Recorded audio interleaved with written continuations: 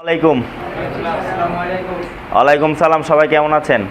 খাবার তো আছি, আলহামদুলিল্লাহ ভালো আছি। এখন এই সামনে কিন্তু ঈদের বন্ধ চলে আসবে। আমরা সর্বোচ্চ 18 তারিখ করাইতে পারবো। কয় তারিখ? এই মাসে 10 দিন চলে যাবে।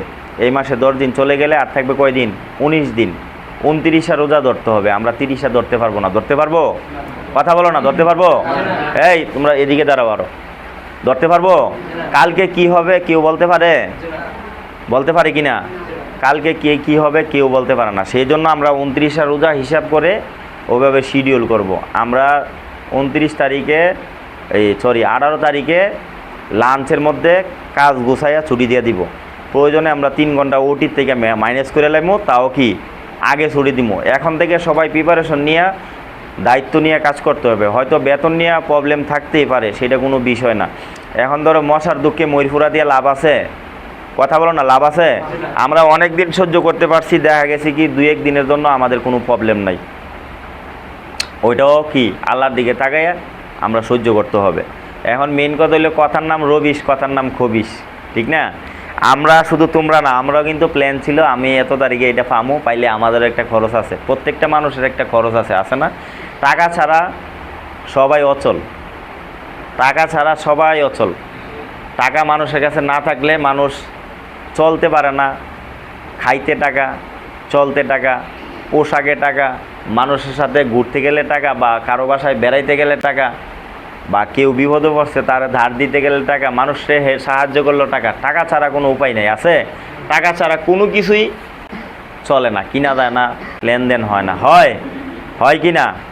তো আমরা কিন্তু আল্লাহর রহমতে এই কয়েকটা শিপমেন্ট খুব ভালো করছি। যেমন এরা চাইছে 18 CBM, এরা এমডি স্যারে বলছে 18 তারিখে মাল চাইছে, চাওয়ার পরে আমরা দিতে পারি নাই। অথচ এরা আমাদেরকে বলেই নাই যে 18 তারিখে আমার মাল দিতে হবে। আমি এমডি স্যারে বলছি, আমি একটু গালি দিয়ে বলছি, যখন আমার দেখা গেছে কি দোষটা যখন আমার ওয়ার্কারের দিকে আসে, আমার দিকে আসে, তখন আমি এটা মাইনা নেই না। কেন নেই না? আমার এটা স্বভাব, আমি কাউরে গণার টাইম নেই। আমি গণবো, সম্মান করব, বাট মিথ্যা কথা বললে আমি গণি না। তখন আমি বলছি যেই শালার ভূতে বলছে, এই শালার ভূতে সিটিং। আবার আরেকটা বলছে কি বুট মিস্টেক দিছে ওরা। কি দিছে? বোট মিস্টেক দিছে ওরা। বলছে যে এখানে স্টিকারটা মিস্টেক হয়েছে। আসলে স্টিকার মিস্টেক না, বোটটা মিস্টেক। ওরা নিজেরও জানে না, ওরা বল দিছে। হ্যাঁ, ওখানে 40 কার্টনের উপরে মাল, প্রায় 2500 পিস। তো এই 2500 পিস একদিনের কাজ। কয় দিনের? একদিন আমরা পিছাই গেছি না? একদিনে আমার ফিনিশিংয়ের খরচ মিনিমাম 20,000 টাকা আছে না? আছে কি না? মিনিমাম ধরো একদম একটু কমে 20,000 টাকা ধরলাম, একদম কমে 20,000। তাদের সাথে কোয়ালিটি আছে 5 জন, ওদের সহকারে 25,000 টাকা খরচ আছে, ম্যানেজমেন্ট আদার্স খরচ নিয়ে 25,000 টাকা। এই লসটা কি ওরা দিবে আমাদেরকে? কখনোই দিবে না। কিন্তু তোমরা একটু ভুল না করলেও ওই এমডি স্যারের কাছে যাইবো, আপনার লোকটা এটা করছে সেটা করছে। আসলে কিছু মানুষের স্বভাব, কিছু মানুষের ওই যতই নামাজ কালাম করুক, দেখবা নামাজের টাইম হলে সবার আগে দূর দিব, লোক দেখানো। এটা কি? লোক দেখানো। নামাজ সবাই পড়া বাধ্যতামূলক, এটা আল্লাহ তাআলার হুকুম, এটা মুসলমানের উপরে ফরজ নামাজ পড়া। নামাজ পড়তে হবে, তার আগে কি করতে হবে? আমল নামাটা ঠিক রাখতে হবে। আমাদের যে কলব আছে, মন পরিষ্কার রাখতে হবে, অন্তর পরিষ্কার রাখতে হবে। আর উত্তেজিত হওয়া যাবে না। বিশেষ করে মেয়েরা কিন্তু বেশি উত্তেজিত হয়। কি হয়? মেয়েরা বিশেষ করে বেশি উত্তেজিত হয়। সব মেয়ে না, কিছু মেয়ে আছে না। আবার অনেক মেয়ে আছে দেখবা স্বামীর সংসারে লাইতাইলে উষ্টাইলেও কী করে? ধৈর্য ধরে ফুরে থাকে, আল্লাহর উপর ভরসা কইরা। আল্লাহ নি কোনো সুখের মুখ দেখায়, আল্লাহ নি ভালো কিছু করে। কিন্তু এরা যতই চেষ্টা করুক, ওদের কপালে কিন্তু দুঃখ থাকে। ভালো মানুষের কপালে দুঃখ বেশি। কি বলছি বুঝছো? তারপরে একদিন দুঃখের পরে সুখ আসবেই, যদি আল্লাহ তাআলা প্রতি শেষ পরীক্ষায় মানুষ যখন ফাঁস করে, এটা একটা পরীক্ষা, দুঃখ কষ্ট পরীক্ষায় যখন ফাঁস করবে, তখন আল্লাহ তাআলা কিন্তু অবশ্যই রেজাল্ট ভালো দিবে। যেমন আমরা শিপমেন্টের জন্য ডে নাইট যখন যা করার দরকার তখন তা করি না, করার পরে যখন শিপমেন্ট করি তখনই কিন্তু আমরা সাকসেস, ঠিক কি না? হয়তো কারোর অর্ডার ওদের কারণে আমাদের উপরে চাপ বেশি পড়ে, ওরা অ্যাক্সেসরিজ একসাথে দিতে পারে না, অথবা পরে দেয়, ডিলে করে দেয়।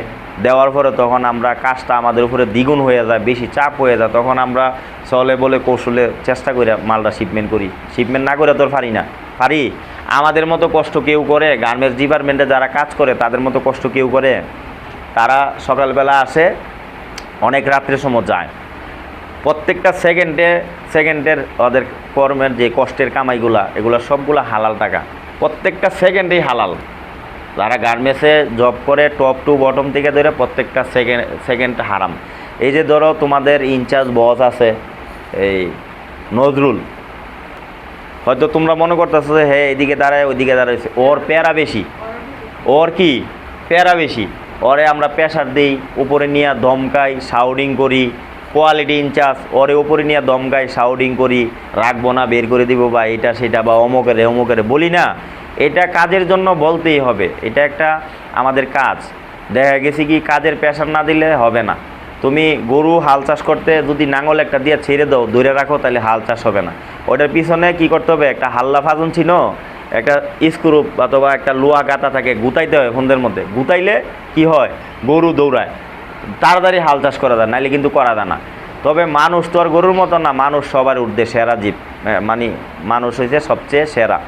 তো এই জন্য আমাদের উপরে কিন্তু কম প্রেশার না। তারপরে আছে পিএম, ওদেরও তো কাজ আছে, ওদেরও কিন্তু প্রেশার আছে না। তারপরে সবার শেষে ধরো আমি মালিকের উপর, আমার উপরে কি প্রেশার আছে না। তোমরা করো একটা চিন্তা, শিপমেন্ট অথবা তোমার কাজের চিন্তা, আমি করি এই ফ্যাক্টরিতে যারা আছে প্রত্যেকটা মানুষই চিন্তা আমার করা লাগে, প্রত্যেকটা মানুষই চিন্তা করা লাগে। বলে কেমন, অর্ডারের চিন্তা করি, ডিউ টাইমে যেন শিপমেন্ট করতে পারি, বেতনগুলো যেন তোমাদেরকে দিতে পারি, সবার আগে ওই চিন্তা করি আমি, ওয়ার্কারের যেন বেতন দিতে পারি, আল্লাহ তাআলা যাতে এই ওদের কোনো ফাপ বা অভিশাপ আমার উপরে না আসে, হ্যাঁ, আমার যাতে আল্লাহ ওই দিক থেকে মুক্তি রাখে। কি বলছি বুঝছো, ওয়ার্কারের বেতনটার জন্য আমি অনেক করি, ওয়ার্কার স্টাফ এটা নিয়ে যুদ্ধ করি, কথাবার্তা কাটাকাটি করি, ওইটা নিয়ে আমি মার্কেটিং করি। এবং অর্ডারের জন্য দৌড়াই কেন, যেন সাবকন্ট্রাক্ট যেখান থেকে হোক ভালো কোনো প্রাইসের অর্ডার থাকলে, আমরা যদি ভালো প্রাইসের অর্ডার কাজ করি, ভালো বাইরের অর্ডার কাজ করি, সবসময় করতে পারবো, আমাদের ফ্যাক্টরিটা সুন্দরভাবে চলে।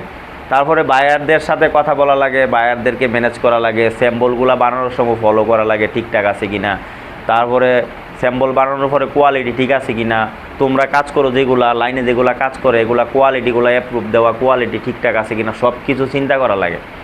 তারপরে বায়ারদেরকে ম্যানেজ করা লাগে, তারা আসলে তাদেরকে কিভাবে কি করব, আপ্যায়ন, শিপমেন্ট শিডিউল, তাদেরকে কেমনে ম্যানেজ করব, সবাইকে তোমাদেরকে সহকারে। এখানে অনেক চাপ না কাজের, অনেক কিন্তু প্রেশার। তো আমার মাথায় যে প্রেশার আসে, এখান থেকে যদি 100 ভাগের 2 ভাগ তোমাদেরকে দেওয়া হয়, তোমরা কি করবা, পাগল হইয়া যাইবা গা। আর একটা পুরুষ যতটুক টেনশন লুট নিতে পারে, তার 100 ভাগের 5 ভাগ যদি একটা মেয়ে ওই টেনশন চাপটা নেয়, মেয়েরা পাগল হবে। কি হবে, পাগল হবে। মাঝে মধ্যে রাস্তায় পাগল দেখো না, এরকম পাগল হয়ে যাবো, পাগল হয়ে পাবনা ভর্তি করতে হবে। এই জন্যই বলছে ছেলেরা সবার উপরে, মেয়েরা হয়েছে মায়ের জাত। মায়ের জাতকে আল্লাহ তাআলা আমাদের নবীজি অবশ্যই সম্মান দিছে, তাদের সম্মান সবার উপরে। তবে নারী পুরুষ সমান অধিকার না, সমান অধিকার কখনোই না। তাইলে আমার বাপ আর মেয়ে যদি বাপের বলে বাপের মেয়ে সমান অধিকার, মার সাথে বাবা ভাইয়ের সাথে সমান অধিকার, তাইলে হবে না। আমরা 5 ওয়াক্ত নামাজ পড়তে পারি, কন্টিনিউ পড়তে পারবো, আল্লাহর রহমতে আমাদের ধারণ ক্ষমতা আছে। মেয়েদের কিন্তু এটা নাই। মেয়েরা চাইলে সব রোজা রাখতে পারবে না, মেয়েরা চাইলে সব কিছু করতে পারবে না, ছেলেরা পারে। আবার মেয়েরা পাইলটও হইতে পারে, চেষ্টা